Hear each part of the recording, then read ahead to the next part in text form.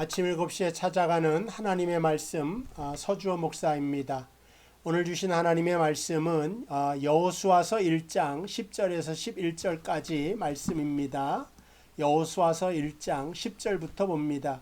이에 여호수아가 그 백성의 관리들에게 명령하여 이르되 진중에 두루 다니며 그 백성에게 명령하여 이르기를 양식을 준비하라. 사흘 안에 너희가 이 요단을 건너 너희의 하나님 여호와께서 너희에게 주사 차지하라 하시는 땅을 차지하기 위하여 들어갈 것임이니라 하라.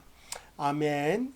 오늘 하나님의 말씀은 여호수아가 요단강을 건너서 가나안 땅으로 들어갈 것을 명령하고 그 계획을 말하는 그러한 내용이 속해져 있습니다. 그래서 오늘 요단을 건너자라고 하는 제목으로 말씀을 전하려고 합니다. 이스라엘은 가나안 땅에 들어가기 위하여서 커다란 물을 두 번을 건넙니다. 첫 번째가 바로 홍해라고 하는 바다를 건너죠. 엄청나게 큰 물입니다. 근데 이 홍해를 건너는 것은 영적으로도 굉장한 뜻이 있다. 애굽 쪽에서 보면은 이 애굽에서 살던 이스라엘 백성들이 홍해에 빠져서 물속에 들어감으로 다 죽었다 이렇게 표현할 수가 있는 거예요. 그러면은 홍해 맞은편 반대편에서 볼 때는 어떻게 해요? 죽었던 사람이 물속에서 나오죠. 그러니까 이거는 애굽에서 종되었던 모든 이스라엘 백성들이 죽고 하나님의 백성으로 새롭게 태어나는 것을 의미하는 영적인 사건이 되는 겁니다. 그래서 이스라엘 백성이 마지막 애굽에서 지내던 날에 유월절을 지내게 됩니다. 그게 이제 양고기를 먹고 거기서 이제 그 유월절을 지내고 난 다음에 또 이것은 뭐냐? 유월절은 우리 다 알다시피 주님께서 십자가를 지실 때 그 유월절 절기가 있지 않습니까?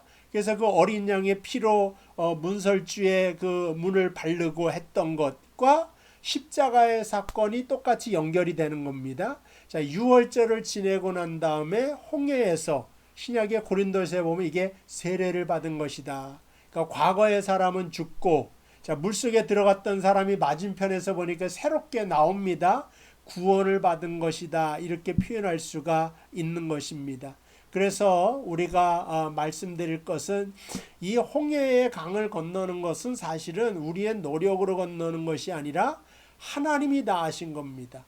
그러니까 구원을 받을 때 우리의 노력으로 우리의 공로로 구원받는 것이 아니라 모든 구원의 계획과 섭리는 하나님이 다 하시는 것이고 하나님의 은혜로 되어지는 것이지 인간의 선행으로 되어지는 것이 아니다. 이렇게 말씀드릴 수가 있습니다. 그래서 모세가 홍해 앞에 선 백성들에게 야 배를 만들어라 다리를 지어라 하지 않고 너희는 오늘 가만히 서서 여호와가 너희를 위하여 구원하시는 것을 보라 이런 말을 해요. 가만히 있어 하나님이 어떻게 구원하시는가를 보라고 하는 것입니다. 마찬가지로 우리가 천국 가는 것을 하나님이 하시는 것이지 우리가 노력을 통하여 땀을 흘려서 돈을 가지고나 어떤 인간적인 지혜를 가지고 구원을 받는 것은 아니다. 그런 말씀을 드릴 수가 있습니다. 두 번째는 뭐냐? 오늘 건너는 요단강입니다. 이 요단강을 또 건너게 하시는 것은 무엇입니까?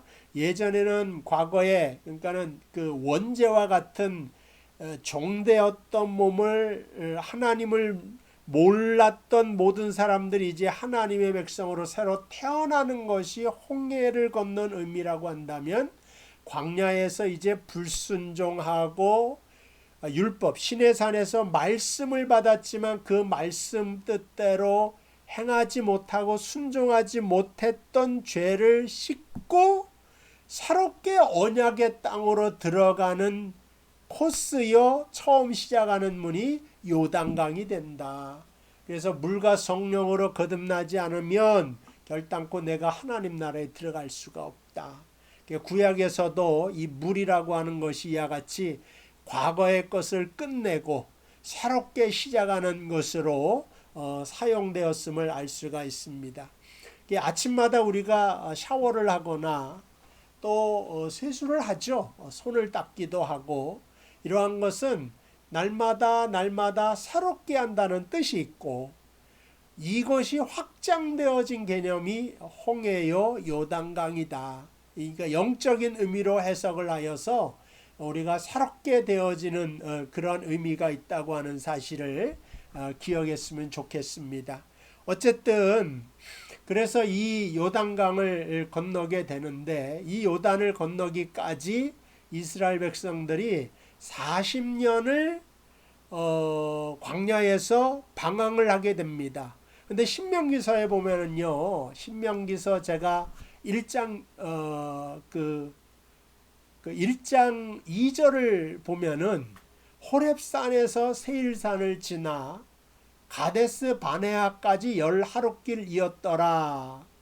그러니까 호렙산에서 율법을 받잖아요. 거기서부터 가데스 바네아 그 가나안 땅 입구까지가 얼만큼 걸리는 길이냐면 10하룻길이라는 거예요. 그러니까는 뭐 2주일도 아니에요. 10하루 만에 갈 수 있는 길인데, 3절에 바로 보면 40째 해, 40년째 해 11달, 그달 첫째 날에 모세가 이스라엘 자손에게 여호와께서 그들을 위하여 자기에게 주신 명령을 다 알렸으니, 이게 뭡니까? 2절에는 10하룻길이었는데 이 10하루의 길을 이스라엘 백성은 몇 년 걸렸다고요? 40일도 아니고 40년을 걸렸다, 이 말입니다. 그러니까 신명기라고 하는 것은 왜 이것을 걸을 수밖에 없었느냐, 그들에게 불순종하는 게 있지 않습니까?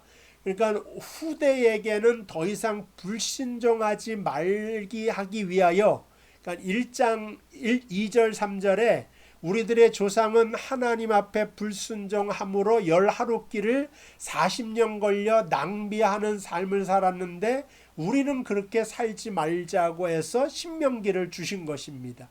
그래서 신명기라고 하는 것은 뭐냐? 제신자예요. 명자는 하나님의 말씀, 명령할 때 명자죠.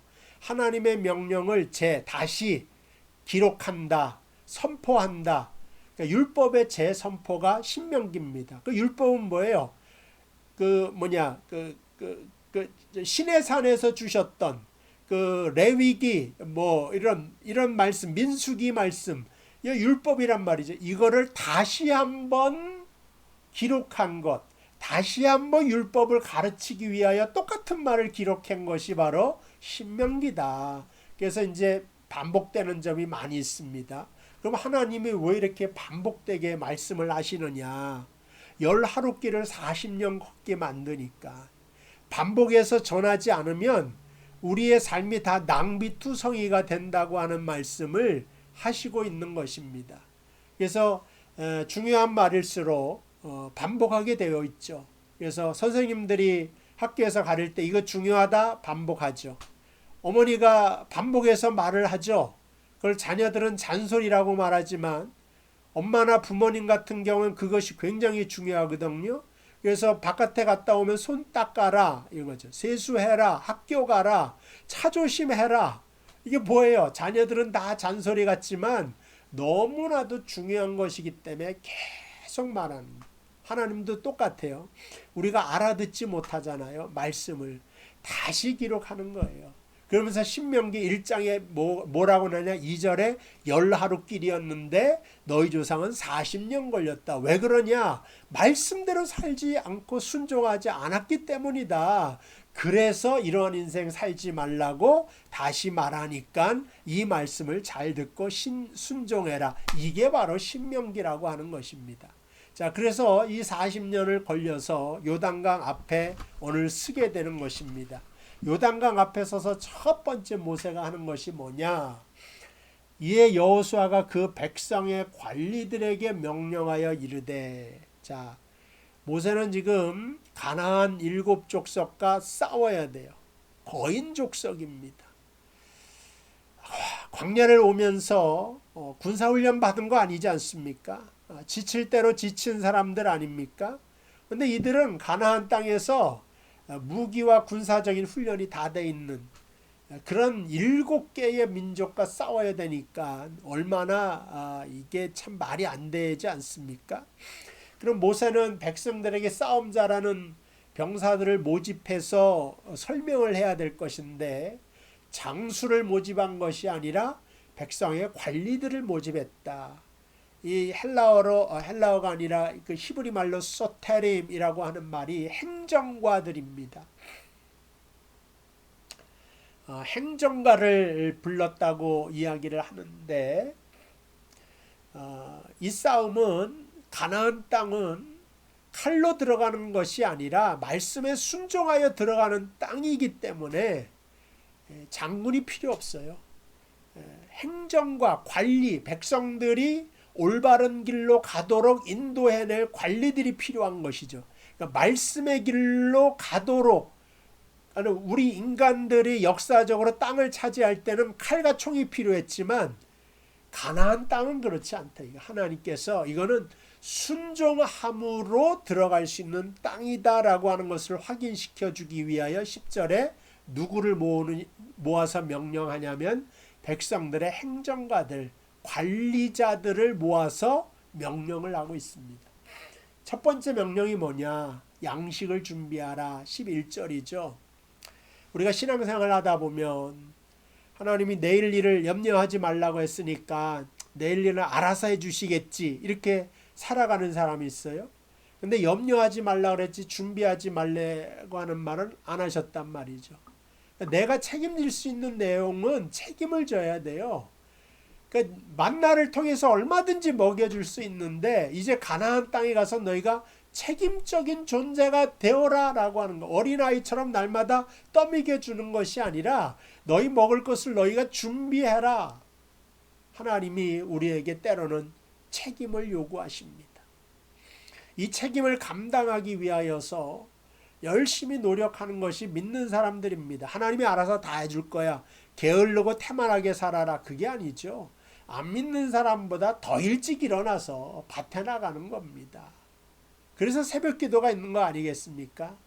가장 일주일에 6일은 세상 사람보다 더 열심히 일하고 마지막 7일에 와서는 하나님 성전에 와서 새롭게 은혜 받는 삶이 믿는 자의 삶의 모습이다. 이런 말씀드리고요. 그 다음에 오늘 마지막으로 제가 말씀드릴 것은 진중에 돌아다니면서 양식을 준비하게 하고 사흘 안에 너희가 이 요단을 건너 너희의 하나님 여호와께서 너희에게 주사 차지하게 하시는 땅을 차지하기 위하여 들어갈 것임이니라 하라. 하라가 뭐예요? 선포하라고 하는 거죠. 사흘 안에 하나님이 언약한 땅으로 갈 것이다. 선포해라 이런 뜻이에요. 그러니까 우리 믿음 생활할 때도요. 선언이 중요합니다. 뭘 선언하느냐? 하나님의 약속을 선언하고 한다고 하는 것을, 할 수 있다고 하는 것을 선언하면서 살아가라. 될 수 있다고 하는, 주 안에서 모든 것이 합력하여 선을 뿐만 아니라 내게 능치 못함이 없느니라. 이게 바로 믿음의 선언, 믿음의 선포잖아요. 허풍 떨라는 게 아닙니다. 우리의 마음으로 믿음의 말을 하라고 하는 것입니다. 하나님의 언약대로 우리는 저 가나안 땅을 정복할 것이다. 이렇게 선언을 해야지 아무래도 틀릴 것 같은데 40년 전하고 똑같은 말을 하지 못하게 만드는 거예요. 그래서 우리 신앙생활 할 때도 우리 교회 생활할 때도 우리 이 아침 말씀 듣는 성도들은 상황이 안 좋고 소문이 이상한 소문 들려도요. 믿음의 언어로 선언해 주세요. 할 수 있다. 할 것이다. 된다. 왜? 하나님이 우리와 함께 계시니까. 이런 긍정의 언어가 믿음의 언어랑 맞닿아 있다고 하는 사실을 기억하면서 예수님께서 할 수 있거든이 무엇이냐? 믿는 자에게는 능치 못함이 없느니 예수 안에서는 아니라 함이 없고 오직 예만 되느니라 라고 말했던 이 바울의 신앙이 여러분들의 믿음의 신앙이 되기를 주님의 이름으로 축복을 드립니다. 기도하겠습니다. 하나님 감사합니다. 여호수아가 생각만으로만 요단강 건넌 것이 아니라 양식을 준비하고 백성들을 모아서 갈 것이다. 비전을 공유하고 선언하고 그대로 실천하였던 것처럼 우리의 삶도 주를 위하여 살겠습니다. 말뿐인 신앙도 아니고 생각뿐인 신앙도 아니고 실천하여 요단을 건너 가나안 땅을 정복하는 데까지 나아가는 놀라운 믿음 되도록 인도하여 주옵소서. 오늘 하루도 우리 사랑하는 모든 명성교회 성도들 지키고 인도하여 주시기를 예수님의 이름으로 기도하옵나이다. 아멘. 감사합니다. 내일 이 시간에 또 뵙도록 하겠습니다.